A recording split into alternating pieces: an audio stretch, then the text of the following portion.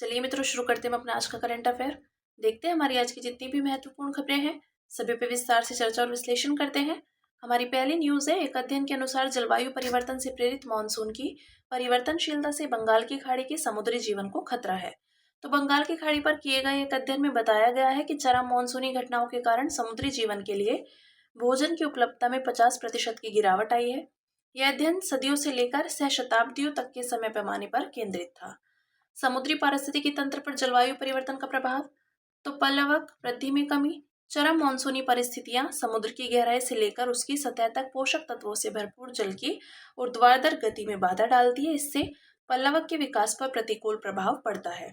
पल्लवकों में पादप पल्लवक और प्राणी पल्लवक शामिल हैं। ये खाद्य श्रृंखला का आधार बनते हैं। वे अपना भोजन स्वयं बनाते हैं और उपोत्पाद के रूप में ऑक्सीजन छोड़ते हैं। समुद्री जैव विविधता को नुकसान। तो जलवायु परिवर्तन से मत्स्य सहित समुद्री प्रजातियों की विविधता कम हो रही है। इससे खाद्य सुरक्षा को खतरा हो रहा है। पोषक तत्वों की आपूर्ति पर प्रभाव। तो जलवायु परिवर्तन से जल की विविध परतों के मिश्रण पर असर डालने वाली पवन की तीव्रता कम हो सकती है।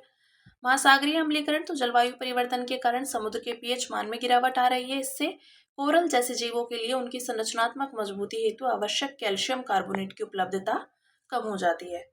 समुद्री पारिस्थितिकी तंत्र की सुरक्षा के लिए शुरू की गई पहले। तो वैश्विक समुद्री कानून पर संयुक्त राष्ट्र कन्वेंशन समुद्री संसाधनों के संरक्षण एवं संधारणीय उपयोग के लिए कानूनी फ्रेमवर्क उपलब्ध करवाता है। जहाजों से होने वाले प्रदूषण की रोकथाम के लिए अंतर्राष्ट्रीय कन्वेंशन। तो समुद्री पारिस्थितिकी तंत्र पर पोत परिवहन गतिविधियों के प्रभाव को कम करना। और भारत की बात करें तो वन्यजीव अधिनियम 1972 समुद्री वन्यजीवों को संरक्षण प्रदान करता है। और जलीय पारिस्थितिकी तंत्र के संरक्षण के लिए राष्ट्रीय योजना। तो जलीय पारिस्थितिकी तंत्र के संरक्षण और प्रबंधन के लिए व्यापक योजना। समुद्री पारिस्थितिकी तंत्र का महत्व देखते हैं। तो जलवायु विनियमन। तो महासागर सभी कार्बन उत्सर्जन का लगभग 25% अवशोषित करते हैं। खाद्य सुरक्षा। तो समुद्री भोजन प्रोटीन का प्राथमिक स्रोत है। आजीविका। समुद्री संसाधनों के उपयोग से जुड़ी नीली अर्थव्यवस्था तटीय क्षेत्रों में रहने वाले लोगों की आजीविका का मुख्य स्रोत है। आर्थिक समृद्धि। तो समुद्री संसाधनों का उपयोग समुद्री पर्यटन आदि। फिर अगली न्यूज है हमारी, सुप्रीम कोर्ट के एक निर्णय के अनुसार समावेशी डिजिटल पहुंच संविधान के अनुच्छेद 21 का हिस्सा है। तो हाल ही में अमर जैन बनाम भारत संघ एवं अन्य मामले में सुप्रीम कोर्ट ने कहा कि ई गवर्नेंस और कल्याणकारी वितरण प्रणालियों तक समावेशी एक सार्थक डिजिटल पहुंच जीवन और स्वतंत्रता के मौलिक अधिकार अनुच्छेद 21 का एक हिस्सा है। सुप्रीम कोर्ट के निर्णय से जुड़े हुए मुख्य बिंदु देखते हैं। तो डिजिटल नो योर कस्टमर मानदंडों को संशोधित करने का निर्देश दिया गया। तो ये सुनिश्चित करना होगा कि एसिड अटैक के कारण चेहरे की विकृति वाले व्यक्ति और दृष्टिहीन बैंकिंग एवं ई गवर्नेंस सेवाओं के लाभ से वंचित न हो। दिव्यांगजन अधिकार अधिनियम 2016 के अंतर्गत न्यायालय ने ई केवाईसी प्रक्रिया को दिव्यांगजनों के लिए सुलभ बनाने हेतु 20 निर्देशों का एक सेट जारी किया है। मौलिक समानता के सिद्धांत को लागू करना। तो डिजिटल परिवर्तन समावेशी और न्याय संगत दोनों होना चाहिए। अनुच्छेद 21 का हिस्सा। तो डिजिटल पहुंच का अधिकार जीवन और स्वतंत्रता के अधिकार का एक अनिवार्य हिस्सा है। राज्य का दायित्व। तो संविधान के अनुच्छेद 21, 14, 15 और 38 के तहत राज्य सभी कमजोर एवं हाशिए पर रहने वाली आबादी के लिए डिजिटल अवसंरचना सुनिश्चित करने के लिए बाध्य है। अनुच्छेद 21 तो सम्मानजनक जीवन का अधिकार, अनुच्छेद 14 समानता का अधिकार, अनुच्छेद 15 भेदभाव के खिलाफ अधिकार तथा अनुच्छेद 38 राज्य को सामाजिक न्याय को बढ़ावा देने का निर्देश। समावेशी डिजिटल पहुंच का महत्व। तो आवश्यक सरकारी योजनाओं तक पहुंच, ग्रामीण शहरी विभाजन में कमी, ऑनलाइन शिक्षण प्लेटफॉर्म्स और वित्तीय प्रौद्योगिकियों तक पहुंच, विकास प्रक्रिया में हाशिए पर रहे लोगों का शामिल होना आदि। इंटरनेट तक पहुंच के अधिकार से संबंधित सुप्रीम कोर्ट के अन्य निर्णय। तो साबू मैथ्यू जॉर्ज बनाम भारत संघ 2017। तो सर्च इंजनों को जन्म पूर्व लिंग निर्धारण से संबंधित विज्ञापनों को सक्रिय रूप से ब्लॉक करने का निर्देश दिया गया है। हालांकि यह भी स्पष्ट किया गया है कि इससे सूचना तक पहुंच और अभिव्यक्ति की स्वतंत्रता के अधिकार में किसी भी प्रकार की कटौती नहीं होगी। अनुराधा भसीन बनाम भारत संघ 2020। तो इंटरनेट के माध्यम से वाक व अभिव्यक्ति की स्वतंत्रता एवं व्यापार एवं वाणिज्य की स्वतंत्रता क्रमशः अनुच्छेद 19A के तथा अनुच्छेद 19(1)G के तहत संवैधानिक रूप से संरक्षित अधिकार है। आगे देखते हैं अगली न्यूज अपनी, जो है केंद्रीय मंत्रिमंडल ने आगामी जनगणना में जातिगत गणना को मंजूरी दी। तो हाल ही में राजनीतिक मामलों की मंत्रिमंडलीय समिति ने आगामी जनगणना में जातिगत गणना को शामिल करने की मंजूरी दी। भारत में जनगणना के विषय में देखते हैं। तो संविधान के अनुच्छेद 246 के तहत जनगणना एक संघीय विषय है। यह अनुसूची 7 के तहत संघ सूची की प्रविष्टि 69 में शामिल है। जनगणना अधिनियम 1948 जनसंख्या की गणना आयोजित करने की योजना और जनगणना अधिकारियों के कर्तव्यों एवं जिम्मेदारियों को निर्धारित करता है। जनगणना में जातिगत गणना का महत्व तो न्यायिक आवश्यकता। सुप्रीम कोर्ट ने इंदिरा साहनी और अन्य बनाम भारत संघवाद 1992 में निर्णय दिया था कि राज्यों को किसी वर्ग की पिछड़ेपन की स्थिति का निर्धारण उचित मूल्यांकन और वस्तुनिष्ठ तरीके से करना चाहिए। सुप्रीम कोर्ट ने यह भी माना कि इस तरह के निष्कर्ष विशेषज्ञों के एक स्थायी निकाय द्वारा समय समय पर समीक्षा के अधीन होने चाहिए। सामाजिक न्याय तो जातिगत जनगणना के साथ साथ अन्य डेटा से समाज के सामाजिक और शैक्षिक रूप से पिछड़े वर्गों की नई सूची तैयार करने में मदद मिल सकती है। जनगणना के जातिगत आंकड़ों की मदद से कोटा के भीतर कोटा यानी उपवर्गीकरण व्यवस्था तैयार करना आसान हो सकता है। इससे आरक्षण के लाभों के अधिक न्यायसंगत वितरण को सक्षम बनाया जा सकता है। नीति निर्माण तो जातिगत जनगणना के आंकड़े वंचितों और दलितों की जरूरतों एवं मांगों को पूरा करने के लिए अधिक सूचित व साक्ष्य आधारित नीति निर्माण में सहायता प्रदान कर सकते हैं। फिर देखते हैं भारत में जातिगत गणना का इतिहास। 1881 से 1931 तो ब्रिटिश औपनिवेशिक शासन में प्रशासनिक उद्देश्यों के लिए व्यापक जातिगत जनगणना कार्यवाही की गई थी। 1951 में स्वतंत्रता के बाद तो राष्ट्रीय एकता को बढ़ावा देने के लिए सामान्य जातिगत जनगणना को बंद कर दिया गया। केवल अनुसूचित जाति जनजाति की आबादी की गणना की गई थी। 1961 का निर्देश तो केंद्र सरकार ने राज्यों को अन्य पिछड़े वर्गों की पहचान के लिए सर्वेक्षण करने की अनुमति प्रदान की। 2011 में SECC 2011 सामाजिक आर्थिक जातिगत जनगणना तो विविध समुदायों की सामाजिक आर्थिक स्थिति से संबंधित डेटा एकत्र करने के लिए सामाजिक आर्थिक जातिगत जनगणना का आयोजन कराया गया। फिर नेक्स्ट न्यूज है हमारी। सुप्रीम कोर्ट ने कहा कि न्यायालय के पास मध्यस्थम के निर्णयों में संशोधन करने की सीमित शक्तियां हैं।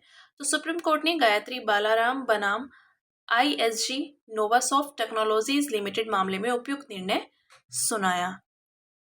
शीर्ष न्यायालय के अनुसार मध्यस्थम द्वारा दिए गए निर्णयों को मध्यस्थम और सुलह अधिनियम 1996 की धारा 34 या 37 के तहत संशोधित किया जा सकता है। हालांकि ये संशोधन निम्नलिखित परिस्थितियों में ही किए जा सकते हैं: जब निर्णयों के वैध हिस्सों में से अवैध हिस्सों को हटा करके लागू किया जाता है। सुप्रीम कोर्ट ने इस मामले में ओमने माजूस कॉन्टिनेट इनसे माइनस सिद्धांत का उल्लेख किया। इसका अर्थ है बड़ी शक्ति में कम शक्ति निहित होती है। न्यायिक शब्दावली में इसका आशय है कि किसी मध्यस्थम के निर्णय को रद्द करने की शक्ति में आंशिक रूप से रद्द करने की शक्ति भी निहित है। कोई लिपिकीय गणना संबंधी या टंकन संबंधी त्रुटि को सही करने के लिए, कुछ मामलों में निर्णय के पश्चात देय ब्याज में संशोधन करने के लिए सुप्रीम कोर्ट संविधान के अनुच्छेद 142 के तहत शक्तियों का प्रयोग करके भी निर्णयों को संशोधित कर सकता है। हालांकि ये संशोधन मध्यस्थम और सुलह अधिनियम 1996 के मूल सिद्धांतों के अनुरूप होने चाहिए। संविधान के अनुच्छेद 142 के अंतर्गत सुप्रीम कोर्ट को पूर्ण न्याय करने के लिए कोई भी आदेश पारित करने की शक्ति दी गई है। भारत में मध्यस्थम व्यवस्था तो ये विवादों के समाधान का एक वैकल्पिक उपाय है। इसमें शामिल अन्य दो उपाय सुलह और मध्यस्थता है। इस व्यवस्था में अदालतों के बाहर विवाद के पक्षकार सहमति के आधार पर विवाद सुलझाने की निजी प्रक्रियाओं का उपयोग करते हैं। महत्व देखते हैं तो इसमें निर्णय क्रम प्रतिकूल होते हैं। ये विवाद समाधान की लचीली और त्वरित प्रक्रिया है। कानूनी फ्रेमवर्क तो भारत में मध्यस्थम और सुलह अधिनियम 1996 के तहत इस तरह के विवाद सुलझाए जाते हैं। इस अधिनियम को संयुक्त राष्ट्र अंतर्राष्ट्रीय व्यापार कानून आयोग के model law on international commercial arbitration 1985 के अनुसार बनाया गया है। अधिनियम की धारा 34(1) के अनुसार मध्यस्थम के निर्णय को रद्द करने के लिए केवल अदालत का ही सहारा लिया जा सकता है। और अधिनियम की धारा 37 में यह कहा गया है कि किन आदेशों के खिलाफ अदालत में अपील की जा सकती है। देखते हैं सुप्रीम कोर्ट के निर्णय के प्रभाव, सकारात्मक और नकारात्मक दोनों देखते हैं। तो पहले पॉजिटिव की बात करते हैं। तो वाणिज्यिक विवादों में अनुच्छेद 142 की शक्ति की महत्ता को रेखांकित करता है और शुरुआत से फिर से मध्यस्थम की प्रक्रिया आरंभ करने से बचाता है। इससे लागत और देरी को कम करने में मदद मिलेगी। नकारात्मक तो मध्यस्थम मामले में न्यायालयों को अधिक शक्ति मिलने से व्यवसाय जगत के पक्षकार विदेशी मध्यस्थम केंद्रों को प्राथमिकता दे सकते हैं, क्योंकि 1996 के अधिनियम में घरेलू और अंतर्राष्ट्रीय मध्यस्थम के बीच अंतर नहीं किया गया है। अब बात करेंगे अगली न्यूज की, जो है वैज्ञानिकों ने लकवाग्रस्त व्यक्तियों की मदद के लिए ब्रेन कंप्यूटर इंटरफेस प्रणाली विकसित की। तो ये प्रणाली किसी लकवाग्रस्त व्यक्ति को केवल उस गतिविधि की कल्पना करने में सक्षम बनाती है जिसे वह करना चाहता है। इस दौरान सेंसर्स उसके मस्तिष्क की गतिविधियों को रिकॉर्ड करते हैं और एक AI को प्रशिक्षित करते हैं जो एक रोबोटिक आर्म को संचालित करता है। ब्रेन कंप्यूटर इंटरफेस के विषय में देखते हैं तो ये एक कंप्यूटर आधारित प्रणाली है। ये केंद्रीय तंत्रिका तंत्र द्वारा उत्पन्न मस्तिष्क संकेतों को प्राप्त करती है, उनका विश्लेषण करती है और उन्हें इच्छित क्रिया के लिए आउटपुट डिवाइस को भेजे जाने वाले कमांड्स में बदलती है। यह न तो आवाज से चालित है और न ही मांसपेशियों से चालित है, साथ ही यह न ही मस्तिष्क के विचार पढ़ने वाला उपकरण है। बीसीआई प्रणाली के घटक तो सिग्नल एक्विजिशन, तो इसमें मस्तिष्क संकेतों को मापा जाता है जिन्हें डिजिटाइज कर कंप्यूटर को भेजा जाता है। फीचर एक्सट्रैक्शन तो यह संकेतों का विश्लेषण करने की प्रक्रिया है। इसके अंतर्गत प्रासंगिक संकेत विशेषताओं को बाहरी सामग्री से अलग किया जाता है।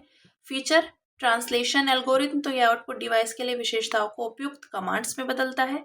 डिवाइस आउटपुट तो यह letter selection, cursor control, robotic arm operation आदि के माध्यम से किया जाता है। बीसीआई के मुख्य उपयोग देखते हैं तो संचार और नियंत्रण, तो दिव्यांग व्यक्तियों के लिए एक वैकल्पिक संचार चैनल प्रदान करता है। चिकित्सा या निवारण, पहचान एवं निदान तथा स्वास्थ्य लाभ और सुधार आदि में उपयोगी साबित हो सकता है। सुरक्षा और प्रमाणीकरण, तो मस्तिष्क तरंगों की विशिष्टता के आधार पर सुरक्षित पहचान सुनिश्चित करता है। पासवर्ड और बायोमेट्रिक से जुड़ी कमजोरियों को कम करता है। शिक्षा और प्रशिक्षण, तो अध्ययन की गई जानकारी, व्यक्तिगत अंत्यक्रिया आदि की स्पष्टता निर्धारित करता है।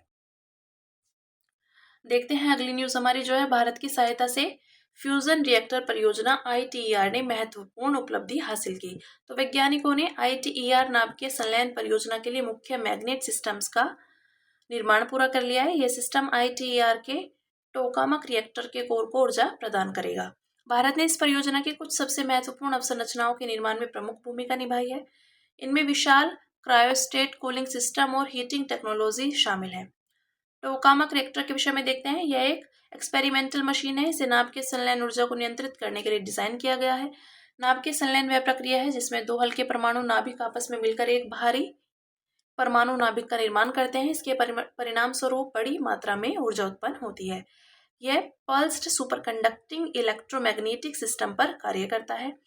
इसे पहली बार 1960 के दशक के उत्तरार्ध में सोवियत अनुसंधान द्वारा विकसित किया गया था। बाद में इसे दुनिया भर में मैग्नेट फ्यूजन उपकरणों के सबसे आशाजनक मॉडल के रूप में अपनाया गया था।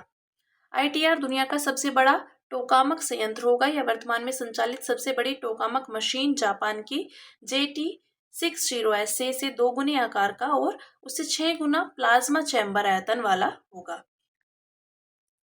इंटरनेशनल थर्मोन्यूक्लियर एक्सपेरिमेंटल रिएक्टर के विषय में देखते हैं तो यह 30 से अधिक देशों का एक अंतर्राष्ट्रीय सहयोग है। यह रिएक्टर दक्षिणी फ्रांस में स्थित है। ITER के सदस्य चीन, यूरोपीय संघ, भारत, जापान, दक्षिण कोरिया, रूस और संयुक्त राज्य अमेरिका है। उद्देश्य है प्रदर्शित करना कि हमारे सूर्य और तारों की ऊर्जा के स्रोत नाभिकीय संलयन हेतु पृथ्वी पर पर्याप्त, सुरक्षित और कार्बन मुक्त ऊर्जा स्रोत के रूप में व्यवहारिक है या नहीं। यूरोपीय संघ इस परियोजना का होस्ट होने के नाते इसमें 45% का वित्त पोषण प्रदान करता है, जबकि अन्य प्रत्येक पक्ष 9% का योगदान करता है। नाभिकीय संलयन, तो ये ट्रिटियम हाइड्रोजन का आइसोटोप, ड्यूटेरियम हाइड्रोजन का आइसोटोप है, हीलियम न्यूट्रॉन ऊर्जा, ठीक है, ये प्रोटॉन है जो प्लस वाले हैं और न्यूट्रॉन है हमारे ये जो पिंक वाले हैं। ठीक है, बात की हमने नाभिकीय संलयन की। अब बात करेंगे अगली न्यूज की जो है, अन्य सुर्खियां देखते हैं। उचित और लाभकारी मूल्य, तो प्रधानमंत्री की अध्यक्षता में आर्थिक मामलों की मंत्रिमंडलीय समिति ने चीनी सीजन 2024-25 के लिए गन्ने के लिए उचित और लाभकारी मूल्य को मंजूरी दी।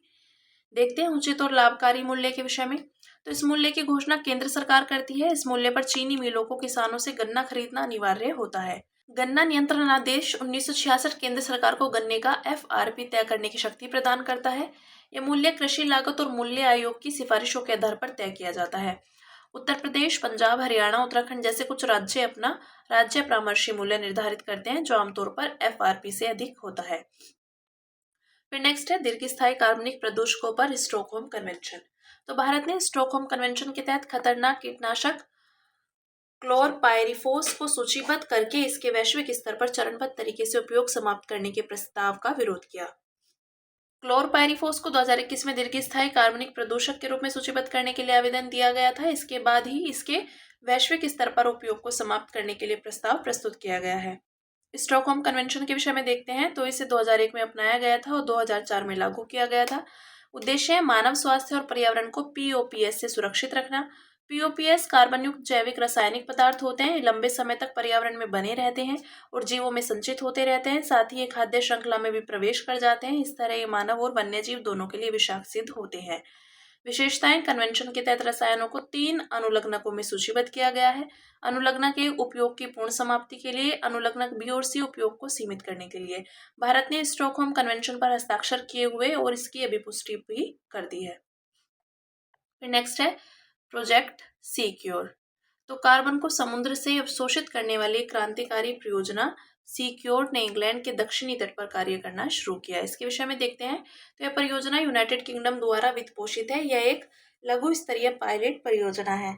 इसका उद्देश्य यह पता लगाना है कि क्या समुद्री जल से सीधे कार्बन को अवशोषित करना वायुमंडलीय CO2 के स्तर को कम करने का एक किफायती और प्रभावी तरीका हो सकता है। कार्बन कैप्चर के पारंपरिक तरीकों के तहत उत्सर्जन के स्रोतों पर ही कार्बन को कैप्चर करने का प्रयास किया जाता है या फिर सीधे हवा से CO2 को पृथक किया जाता है। वही सिक्योर प्रोजेक्ट के तहत महासागरों से कार्बन अवशोषित करने का प्रयास किया जाता है, क्योंकि महासागर में कार्बन की मात्रा वायुमंडल की तुलना में 150 गुना अधिक होती है। फिर नेक्स्ट है मेंडेलियन वंशानुक्रम। तो शोधकर्ताओं ने उन जीनों की पहचान की है जो ग्रेगर जोहान मेंडल द्वारा अध्ययन किए गए मटर के अंतिम 3 लक्षणों के लिए जिम्मेदार है। ग्रेगर मेंडल ने लगभग 28,000 मटर के पौधों के बीच क्रॉस बीड किया था और बीजों व फली के आकार एवं रंग जैसे लक्षणों का अध्ययन कर आनुवंशिक वंशानुक्रम के बारे में महत्वपूर्ण खोजें की थी।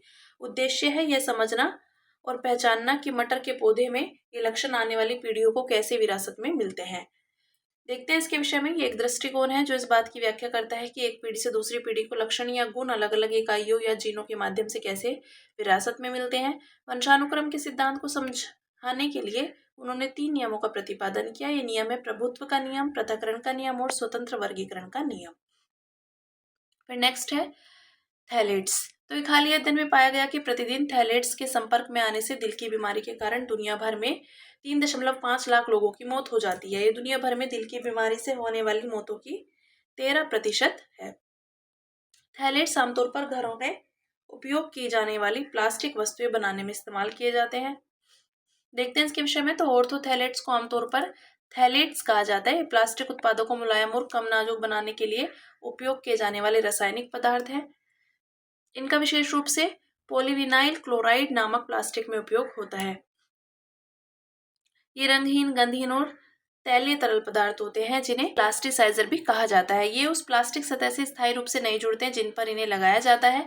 उपयोग है औषधीय और चिकित्सीय उपकरण, फूड पैकेजिंग आदि में। फिर नेक्स्ट सिग्मा 8। तो हालिया शोध के अनुसार ब्रह्मांड की मूल प्रकृति को यह जानकर निर्धारित किया जाता है कि वह कितना क्लम्पी या सघन है, जिसे S8 के माध्यम से मापा जाता है। ये ब्रह्मांड में पदार्थों के वितरण में विषमता की एक माप है। इसे ब्रह्मांड के अलग अलग क्षेत्रों में आकाशगंगा और अन्य खगोलीय पिंडों की गणना करके तथा पदार्थ के वितरण का मूल्यांकन करके निकाला जाता है। एसिड का अधिक मान यह दर्शाता है कि ब्रह्मांड में अधिक क्लस्टरिंग यानी पदार्थों का सामूहिकरण या सघनता है। वही कम मान यह संकेत करता है कि पदार्थ का वितरण अधिक समान रूप से हुआ है। S8 टेंशन तब उत्पन्न होती है जब S8 के मान को मापने के अलग अलग तरीकों से अलग अलग अनुमान प्राप्त होते हैं। फिर नेक्स्ट है इसमें एनसेफेलाइट्स। तो यूनाइटेड किंगडम स्थित एनसेफेलाइट्स इंटरनेशनल ने एनसेफेलाइट्स और अन्य वैक्सीन द्वारा रोकथाम योग्य बीमारियों के बढ़ते खतरे के खिलाफ टीकाकरण के महत्व को बढ़ावा देने हेतु एक वैश्विक अभियान शुरू किया है। तो एनसेफेलाइट्स के विषय में देखते हैं। मस्तिष्क के सक्रिय ऊतकों में सूजन जो किसी संक्रमण या ऑटो इम्यून प्रतिक्रिया के कारण होती है। इससे मस्तिष्क में सूजन आ जाती है जिससे सिर दर्द, गर्दन में अकड़न, तेज प्रकाश से परेशानी, मानसिक भ्रम और दौरे पड़ने लगते हैं। जापानी encephalitis virus, JEV, influenza, West Nile virus आदि रोगजनकों की वजह से एनसेफेलाइटिस रोग होता है। भारत का सार्वभौमिक टीकाकरण कार्यक्रम जापानी एनसेफेलाइटिस सहित 12 बीमारियों के खिलाफ निःशुल्क टीकाकरण कवर प्रदान करता है। फिर नेक्स्ट है बादामी के चालुक्य राजवंश का शासक विक्रमादित्य प्रथम। बादामी के चालुक्य राजवंश के विक्रमादित्य प्रथम के समय का एक दुर्लभ अभिलेख दावनगिरी जिले यानी कर्नाटक के मादापुरा झील में खोजा गया है। इसके विषय में देखते हैं। कालावधि 644 ईस्वी से 681 ईस्वी। पल्लव राजा नरसिंह वर्मन प्रथम के हाथों अपने पिता पुलकेशिन द्वितीय की पराजय के बाद विक्रमादित्य प्रथम सिंहासन पर आसीन हुआ था। सैन्य विजय तो विक्रमादित्य प्रथम की सबसे महत्वपूर्ण सैन्य उपलब्धि चालुक्यों की राजधानी वातापी को पल्लवों से पुनः प्राप्त करना था। स्थापत्य संरक्षण तो उसने मुक्त खड़े मंदिरों के निर्माण में योगदान दिया था, जो चालुक्य स्थापत्य कला की विशिष्टता की पहचान बन गए। अब देखते हैं अंत में सुर्खियों में रहे व्यक्तित्व, जो है आदि शंकराचार्य। तो आदि शंकराचार्य की 4 पंच धातु यानी पंचलोह की प्रतिमाएं उत्तराखंड के केदारनाथ, बद्रीनाथ, उत्तर मान्य ज्योति मठ में स्थापित की जाएगी। देखते हैं इनके विषय में। जन्म इनका कलाड़ी केरल में हुआ था। उन्होंने अद्वैतवाद दर्शन का प्रतिपादन किया था। यह दर्शन ब्रह्म की अद्वैत प्रकृति पर जोर देता है। ब्रह्म परम निराकार वास्तविकता है। इसके अनुसार आत्मा यानी आत्मन ब्रह्म से अलग नहीं है। शंकराचार्य के अनुसार दुनिया में जो भिन्नता दिखाई देती है वह माया तथा मोक्ष तब मिलता है जब व्यक्ति आत्मा और ब्रह्म की एकता को पहचान लेता है। उन्होंने आध्यात्मिक साधनों में भक्ति को भी महत्व दिया। उन्होंने देश की 4 दिशाओं में 4 मठ श्रृंगेरी, दक्षिण, द्वारका पश्चिम, पूरी पूर्व और बद्रीनाथ उत्तर स्थापित किए थे।